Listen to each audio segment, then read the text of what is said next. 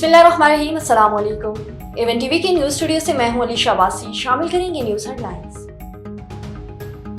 अमन मायदे के बाद पहला काफिला कुछ देर में कुरम रवाना होगा। हिफाजती इक़दामात मुकम्मल। पेशावर से शाह खुदनोश से बड़ी गाड़ियां भिजवा ली गई। काफिला टुल और कुरम के सरहदी इलाकों से आगे बढ़ेगा। पुलिस काफिले की हिफाजत करेगी। दीगर अदारे मुआवन होंगे।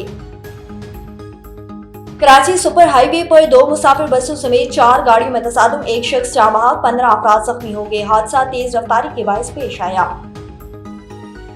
कराची में मौसम सरमा की पहली बारिश, मौसम सर्द हो गया। औरंगी टाउन, FB एरिया, नात नाजिमाबाद में बादल बरसे।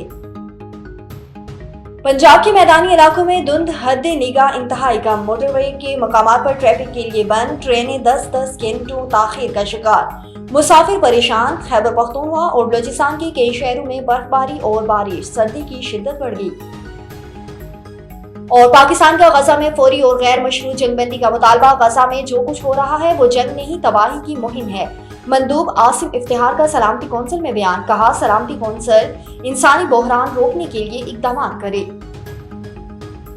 न्यूज स्टूडियो से फिलवक्त के लिए इतना ही। मजीद खबरों और अपडेट्स के लिए देखते रहिए A1 TV। A1 TV, सब पे नजर, अंदर की खबर।